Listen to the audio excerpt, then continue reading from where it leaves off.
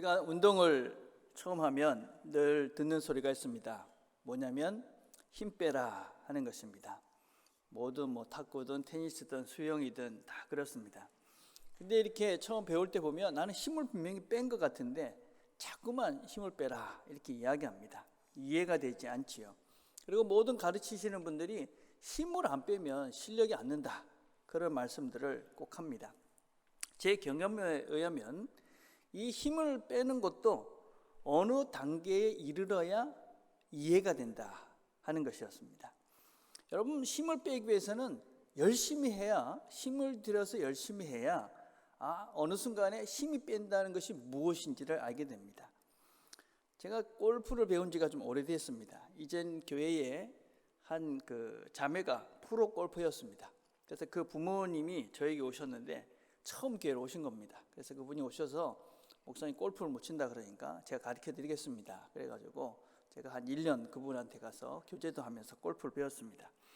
그때 열심히 안 했습니다. 재미도 없고 또 운동도 별로 안 되는 것 같고 그래서 안 했는데, 근데 얼마 시간이 지나고 난 다음에 저에게 집사님들이 주일 예배를 자꾸 빠지는 겁니다. 알고 보니까 골프를 치러 가시는 겁니다. 그래서 제가 집사님들한테 아니 집사님들 골프 치러 주일에 가면 됩니까? 그랬더니 이제 집사님들이 뭐라고 그러시냐면 이 골프 모임도 약속인데 이걸 이렇게 약속을 자꾸 어기기가 그래서 그렇다. 묘한이 있다. 그게 뭡니까? 그러니까 목사님이 오시면 주일날 골프 모임은 못 할 거니까 주일날 예배를 드려야 되는 거 다 아니까, 그러니까 목사님이 이 골프 모임 모시면 골프 모임을 주일에 안 할 겁니다. 그러시는 거예요. 그래갖고 맞는 것 같기도 하고 또 그 동네에서 어른들을 만날 수 있는 기회가 골프밖에 없었습니다. 그래서 제가 그 모임을 갔습니다. 주일날 골프 모임이 이제 없어졌죠. 그래서 주일날 이제 집사님들 다 교회 오시고 또 시작을 했으니까 또 열심히 해야 되잖아요. 제가 한 2년 정말 열심히 했습니다. 한 2년쯤 하고 나니까 어느 순간 제가 힘 빼는 게 뭐구나, 그때 좀 알겠더라고요. 이게 힘 빼는 거구나. 그러니까 그냥 힘 빼라 힘 빼라 했을 때 대충 하고 그냥 실렁실렁 하면 그게 무슨 말인지 모릅니다. 근데 뭔가 열심히 하고 나면 어느 순간에 어느 단계에 가면 그때서야 이게 힘 빼는 게 이거구나, 이렇게 이제 알게 된다는 것이죠. 그리고 이 힘은 한 번 빼는 것이 아닙니다. 이게 단계가 있는데 처음에 그게 단 줄 알았는데 조금 더 해보니까 이게 다 뺀 게 아니구나, 또 빼야 되는구나. 그러면서 어떤 면에서는 단계가 나아질 때마다 이 힘이 자꾸 빠지더라고요. 여러분, 우리의 삶도 그렇죠. 우리가 힘을 빼야지 시작할 때가 있잖아요. 우리가 막 뭔가를 생각하려고 그랬는데 모르겠다, 그럼 이름이 딱 생각나잖아요. 그죠? 우리의 삶도, 사업도, 직장도, 가정도, 자녀도 우리가 힘을 딱 빼는 순간 그때 뭔가 시작이 될 때가 참 많습니다. 어떠세요? 여러분, 우리가 이만큼 살아보니까 그래, 힘을 빼야 됐어. 신앙도 힘 빼기다 라고 할 수 있습니다. 여러분, 열심을 내셔야 됩니다. 열심히 하나님을 알고자 배우고 기도하고 또 예배하고 이런 것에 열심을 하셔야 됩니다. 최선을 다해서 우리가 열심히 하나님을 알기 위해서 노력을 해야 되는데, 그렇게 열심히 하시다 보면 어느 순간 하나님이 힘 빼라 그렇게 하십니다. 특별히 사랑이라는 것이 그렇습니다. 사랑은 성경이 우리에게 다 사랑하라고 이야기합니다. 그래서 우리는 사랑해야 된다 그렇게 믿고 있습니다. 그런데 이 사랑이 쉽지가 않습니다. 사랑하지 않으면 신앙생활을 하지 않는 것입니다. 그래서 우리는 사랑해야 된다 다 믿고 애를 씁니다. 근데 성경이 사랑이 그냥 감정적으로 생기는 사랑이 아닙니다. 나를 미워하는 사람, 나에게 해를 끼친 사람, 나와 상식이 다른 사람, 자기 이익만 추구하는 사람, 거짓말하는 사람, 이런 사람들을 사랑해야 되는데 이게 그냥 되지 않습니다. 안 됩니다, 여러분. 물론 우리가 주님 같은 존재가 되면 그냥 그런 사람들을 보면 불쌍한 마음으로 사랑이 되겠죠. 근데 지금 우리는 그렇게 사랑하기에 너무 많이 부족한 것이죠. 애를 씁니다. 기도를 하지요. 그런데 기도하다 보면 쓴물이 올라옵니다. 쉽지가 않습니다, 여러분. 그래도 우리가 사랑해야 됩니다. 왜냐하면 사랑하는 것이 예수를 믿는 것이고, 사랑하는 것이 주님의 제자가 되는 것이고, 사랑하는 것이 우리가 신앙생활을 하는 것이기 때문에 그렇습니다. 그리고 우리가 사랑해야지만이 우리의 삶이 풍성해지고 우리가 이 땅을 살면서 살맛이 난다 하는 것입니다. 다른 방법이 없다. 오늘 본문을 다시 한번 살펴보면, 능히 모든 성도와 함께 지식에 넘치는 그리스도의 사랑을 알고 그 넓이와 길이와 높이와 깊이가 어떠함을 깨달아 하나님의 모든 충만하신 것으로 너에게 충만하게 하시기를 구하노라. 하나님의 이 사랑을 알아야지만이 우리의 삶이 넉넉해지고 풍성해지고, 그래서 이 땅을 살면서 하나님이 원하시는 그 풍성한 삶을 산다. 여러분, 행복의 반대말이 뭐라고 생각하세요? 행복의 반대말은 비교다. 제가 참 얼마 전에 참 좋은 말을 들었어요. 맞는 것 같아요, 그렇죠? 제가 안타까운 게 뭐냐면, 아이들을 어릴 때부터 우리가 비교하면서 키워가지고 아이들이 주변의 이 친구들을 경쟁자, 적으로 그렇게 인식하며 살게 한다는 것입니다. 누가 100점을 받았다 그러면 자기 아이에게는 너 왜 너는 100점을 못 받느냐, 그러면서 그 친구를 미워하게 만듭니다. 경쟁하게 하고 비교하게 하고 이겨야 하고 싸워야 하니까 서로가 힘든 것이지. 비교는 싸움을 하게 만듭니다. 경쟁을 만들죠. 안 행복합니다. 아시는 집사님 한 분이 땅콩을 보내주셨습니다. 그래가지고 집사님이 이거 약 하나도 안 친 거니까 그냥 쪄가지고 그냥 드세요. 그래가지고 저녁 때 한번 앉아가지고 이 땅콩을 까서 먹었습니다. 근데 제가 그 땅콩을 까면서 뭘 깨달았냐면, 야, 이 많은 땅콩이 어찌 그리 다 다르고, 이게 분명히 한 줄기에서 나왔을 것인데, 아니 정말 다 다른 거예요. 그 땅콩을 이렇게 보니까 너무 다 다른 거예요, 그죠? 여러분, 하나님이 만드신 건 똑같은 게 하나도 없어요. 여러분, 모든 걸 한번 보세요. 하나님이 만드신 거 똑같은 나무인데도, 똑같은 꽃인데도, 똑같은 것인데도 똑같지가 않아요, 그죠? 사람도 그런 거죠. 사람, 우리들이 다 그렇습니다, 여러분. 여러분, 그 다른 것이 장점이고 다른 것이 아름다운 것입니다. 그래서 여러분, 다른 사람과 여러분 자신도 비교하지 마시고, 여러분 자녀들도 비교하지 마시고, 여러분의 그런 이웃들도 비교하지 마십시오. 비교하기 시작하면 그때부터는 불행해진다. 전쟁이 시작된다. 내 싸움이 치열해진다. 안 행복해진다. 요새 우리가 새벽기도 시간에 이사야서를 살펴보고 있잖아요, 그렇죠? 거기에 보면 천국의 한 모양을 보여주고 있습니다. 어떤 모양이냐? 이사야서 11장에 그때 이리가 어린 양과 함께 살며 표범이 어린 염소와 함께 누우며 송아지와 어린 사자가 살찜짐승과 함께 있고 암소와 곰이 함께 먹으며 젖먹는 아기가 독사의 구멍에서 장난하며 젖된 어린아이가 독사의 굴에 손을 넣을 것이라. 이리와 어린 양, 표범과 염소, 송아지와 사자, 어린아이와 독사, 이 존재들이 어떻게 함께 어울려 함께 존재할 수 있습니까? 여러분, 이 존재들은 원래 어떤 존재들입니까? 서로 먹고 먹이고 서로 잡아먹으려고 그러고 안 먹히려고 하고 서로 살려고 먹으려고 발버둥치면서 서로 죽이고 죽도하던 그런 존재들입니다. 그런데 천국이 어떤 곳이냐?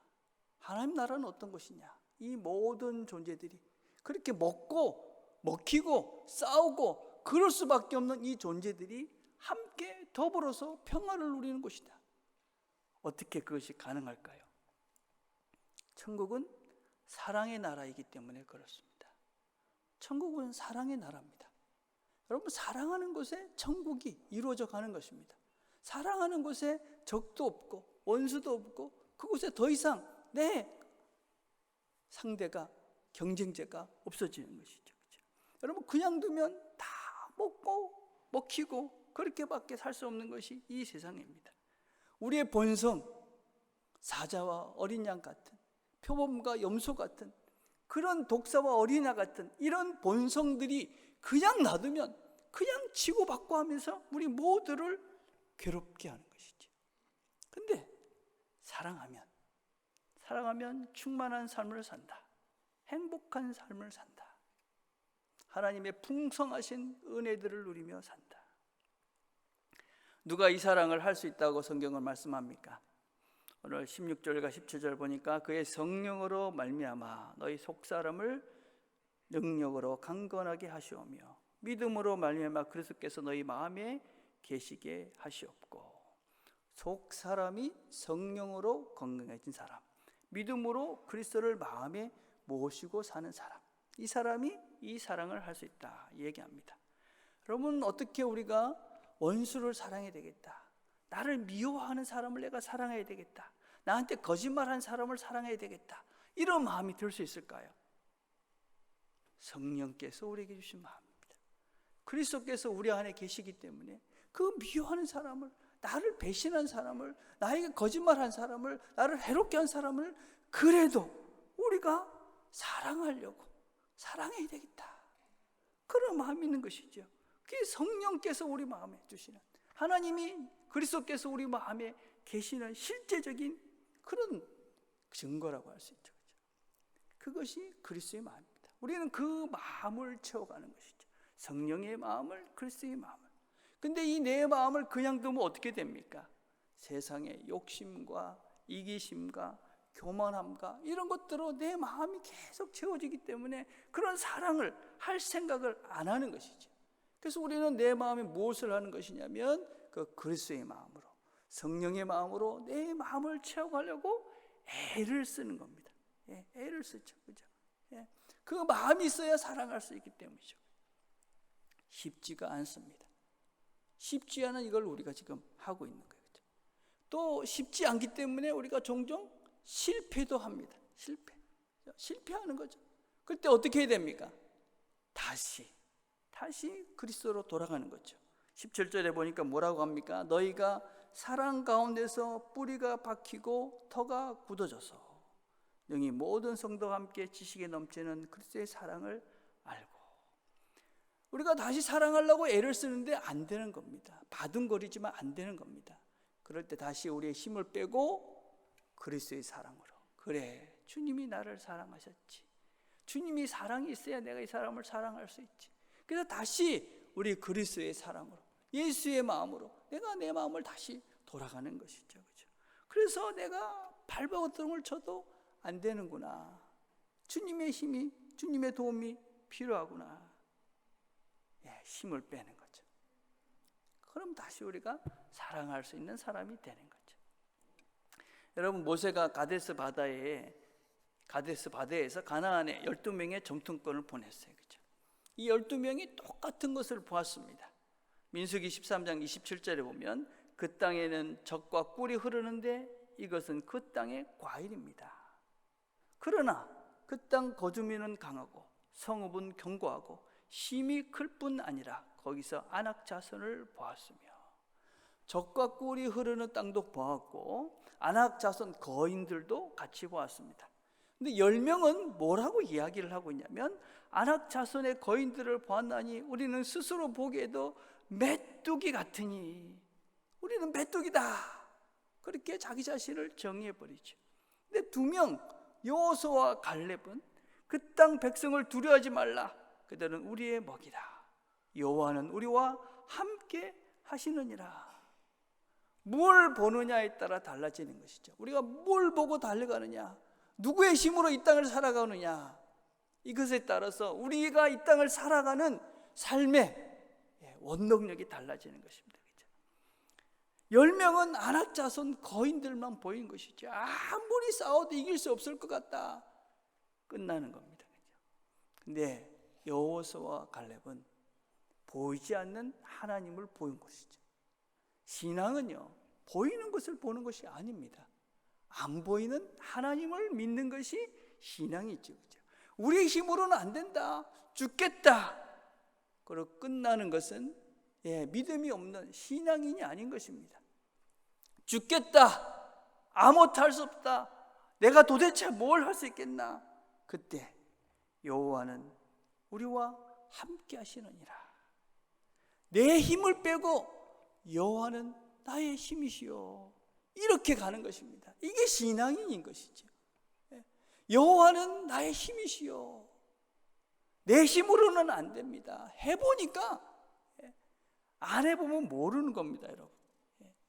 안 해보면 이게 안 되는 걸 모르니까 힘을 못 빼는 거예요. 그래서 내 힘으로만 바등바등 거리다가 거기서 안 되겠다 그러고 끝나는 거죠. 그렇죠? 사랑을 해보려고 발버둥을 안 쳐보니까 사랑을 할 줄을 모르는 것입니다. 사랑을 하려고 발버둥을 치는 겁니다. 미워하는 사람이 있잖아요. 우리가 잘 용서가 안 되는 사람이 있잖아요. 발버둥을 치는 겁니다. 하나님 사랑하라고 그랬으니 제가 사랑하려고 합니다. 근데 안 되는 겁니다. 내 힘으로는 안 되는구나.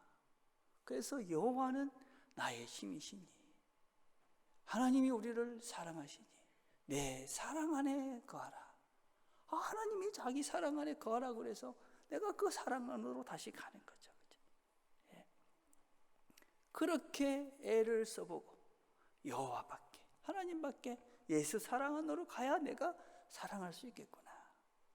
그래서 그 사랑 안으로 다시 갈 때 새로운 사랑이 시작되는 것이죠.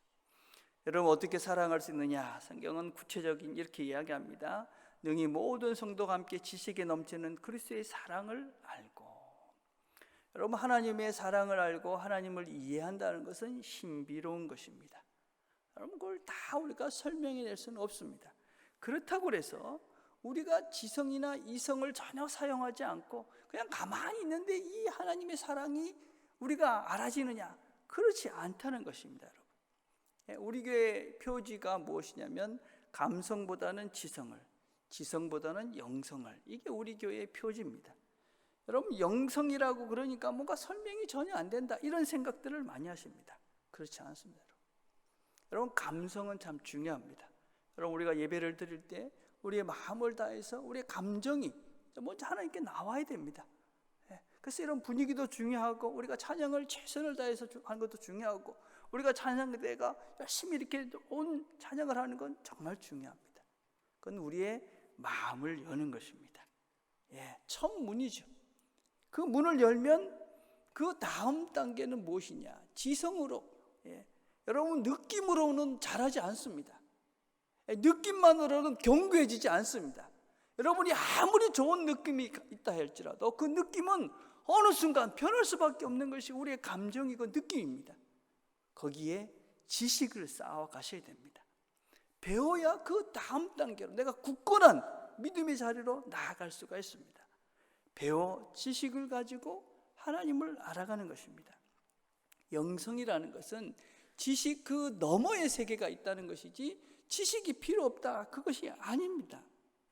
여러분, 배움이라는 것, 지성이 없는 영성은 잘못된 것입니다. 그건 신비주의라고 우리가 얘기를 합니다. 하나님을 제대로 아는 것이 아닌 것이죠. 여러분, 성경에 오늘 지식에 넘치는 그리스도의 사랑을 알고 할 때 이 안다라는 말은 헬라 말로 카타람바노 이런 말이에요. 이게 무엇이냐면 이해한다는 말입니다. 여러분, 붙잡는다, 꽉 완전히 붙잡는다 이런 뜻을 가지고 있어요. 이거는 배워서 이해를 해서 실천해서 내 몸에 딱 맞게 만든다, 그런 의미를 갖고 있는 거예요. 여러분, 이성적, 지성 이런 이야기를 하면 사람들이 뭐 인본주의다, 뭐 믿음이 없다 이런 얘기를 해요. 잘 모르니까 그런 말을 하는 거죠. 신앙이라는 것을 잘 들으십시오. 신앙이란 성경을 배우고 그 하나님에 대한 지식을 쌓아가고 이해하고 실천하면서 그 지식을 내 삶 속에서 확인해 가는 것입니다. 내 몸으로 그것을 체득해서 하나님의 말씀이 이렇게 내가 살할 때 이렇게 복을 받고 이런 풍성한 삶을 사는 거구나. 성경을 배우고 하나님에 대한 지식을 우리가 쌓아가고 이해하고 실천하고 그리고 그 지식을 내 삶으로 확인하면서, 그래서 내 삶이, 나라는 존재가 그렇게 성경이 말하는 그 예수 그리스도의 모습으로 새로워져 가는 것이 신앙생활을 하는 것입니다. 그것이 우리의 목적인 것입니다. 그냥 느낌으로 하나님을 알아갈 수는 없는 것이죠. 배우셔야 합니다. 살아내셔야 합니다. 몸으로 그것을 경험해 보셔야 합니다. 그래야 내가 하나님의 사랑이 뭐구나. 그리스도의 사랑이 무엇입니까? 여러분, 그리스도의 사랑에 여러 가지, 예수의 모습은 여러 가지가 있습니다. 그렇죠? 에베소에서 우리에게 보여주는 사랑은 이 교회 공동체가 반드시 꼭 기억해야 될 사랑의 모습이 있습니다. 그게 무엇이냐? 긍휼이 풍성하신 하나님이 우리를 사랑하신 그 큰 사랑을 인하여 허물로 죽은 우리를 그리스도와 함께 살리셨고 너희는 은혜로 구원을 받은 것이라. 그리스도께서 우리를 살리셨다. 22절에 너희도 성령 안에서 하나님이 거하실 초소가 되기 위하여 그리스도 예수 안에서 함께 지어져 가느니라. 하나님께서 우리를 사랑하셔서 죽은 우리를 살리셨습니다. 근데 그 살려주신 것만이 목적이 아닙니다.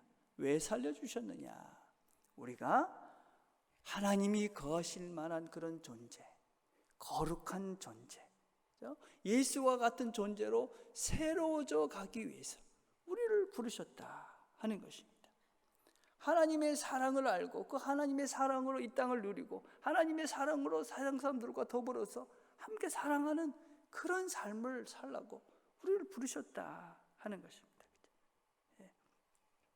그래서 우리의 목적을 다시 한번 정리를 하셔야 됩니다. 내가 하나님 왜 우리를 부르셨는가? 그 일을 어디서 하라고 말씀하시느냐? 3장 18절에 보니까 능히 모든 성도와 함께 지식에 넘치는 그리스도의 사랑을 알고 교회 안에서와 그리스도 예수 안에서 영광이 대대로 영원 무궁하기를 원하노라. 우리 모든 성도가 교회 안에서 함께 우리가 사랑하면서 그 사랑하는 그 모습이 하나님 아버지께 영광이 되는 삶이다. 다른 모습이 아니라 사랑하는 모습이. 여러분, 주부에 나중에 한번 읽어보십시오. 주부에 이런 글이 있습니다.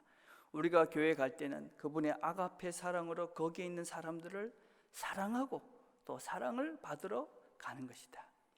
교회는 그 사랑을 포착하고 연습하는 것이다. 당신이 다른 제자들을 첫눈에 알아보는 순간 당신의 마음속에 무슨 일이 일어나는지 생각해보라. 그가 모든 면에서 하나님의 축복을 받아야 할 사람이라는 생각이 드는가?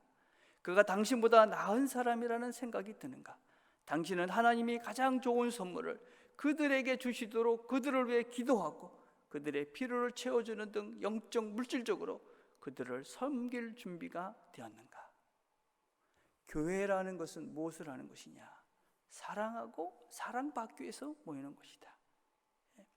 어떻게 우리가 사랑하고 사랑받을 수 있느냐? 이곳에서 연습을 해라. 이곳에서 서로 다르고 나한테 거짓말도 하고 지 밖에 모르고 그런 사람들을 사랑하면서 견디면서 그러면서 우리가 사랑의 사람이 되어져 가는 것이죠. 우리가 이 교회로 모인 하나님의 그 뜻을 우리가 꼭 기억하셔야 됩니다. 우리가 다른 거는 잘 못해도 됩니다. 근데 사랑에 실패하면 다 실패하는 것입니다. 사랑하라고 여기 있는 것입니다. 여러분, 사랑하십니까? 구체적으로 이 연습을 우리가 해야 됩니다. 어떻게 연습하라고 이야기하고 있느냐? 데살로니가전서 5장 14절 이렇게 말합니다. 형제들아, 너희를 권면하노니 게으른 자들을 공개하며 마음이 약한 자들을 격려하고 힘이 없는 자들을 붙들어 주며.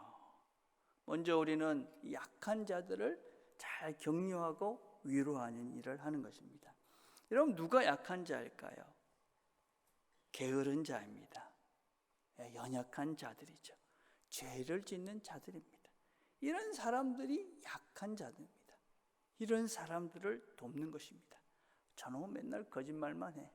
아이고, 저거는 뭐 10년 20년 돼도 똑같아. 저건 이런저런 죄를 져. 그 사람을 돕는 것이 사랑하는 것이다. 우리 주변에 혹시 그런 분들이 계시면, 여러분이 그런 사람들이 눈에 보이면, 아, 하나님이 이 사람을 내가 사랑하라고 내게 이걸 보여주는 거구나. 약한 자를 돕는 것입니다. 또 뭐라고 말씀하십니까? 인내하는 것입니다. 모든 사람에게 오래 참으라. 견디는 것입니다. 견디는 것. 견디지 못하면 아무것도 안 됩니다. 교회는 사랑하는 곳이기 때문에 견디는 겁니다. 그렇죠? 저 사람, 저 성격, 저승법, 내가 도대체 용납이 안 되지만 하나님이 견디라고 그러니까, 참으라고 하니까 견딘다. 여러분들이 견디고 있다면 여러분은 지금 사랑을 훈련하고 있는 것이고 사랑을 하고 있는 것입니다. 참아야, 견뎌야 성장하고 사랑할 수 있게 됩니다. 내가 너를 참음으로 내가 성장하는 것입니다. 또 내가 너를 참음으로 그 사람도 성장하게 됩니다. 참고 견디는 훈련을 하십시오. 참고 견디는 훈련. 마지막으로는 선을 따르라고 얘기합니다. 삼가 누구에게든지 악으로 악을 갚지 말게 하고 서로 대하든지 모든 사람을 대하든지 항상 선을 따르라. 다른 사람이 나를 어떻게 대하든지 상관없이 나는 선으로 대하는 겁니다. 어려운 것이죠. 쉽지 않죠. 네. 그럼 우리가 성숙한 사람과 미숙한 사람은 다른 차이가 아니죠. 이 사람이 나한테 어떻게 대하는 것을, 악을 악으로 대하는 사람이 있고 악을 그냥 모른 척 해주는 사람이 있고 악을 선으로 대하는 사람이 있는 것이죠. 그렇죠? 여러분, 우리 모두는 선을 행할 능력이 다 있습니다. 우리 모두는 선을 행할 능력이 있습니다. 그렇죠? 여러분, 사랑하려고 작정을 하고 보면 그것이 보입니다. 따뜻한 말 한마디, 신선한 미소, 반가운 악수, 진심을 담은 기도, 우리 모두는 다 할 수 있는 것입니다. 이렇게 우리는 사랑을 훈련하고 사랑을 견디고 약한 자들을 돕기 위해서 여기에 사랑하기 위해서 함께 모여 있는 것입니다. 악을 악으로 갚지 말고 선으로 사랑으로 대하라. 이 한 주도 사랑으로 승리하는 우리 모두가 되기를 간절히 바라겠습니다.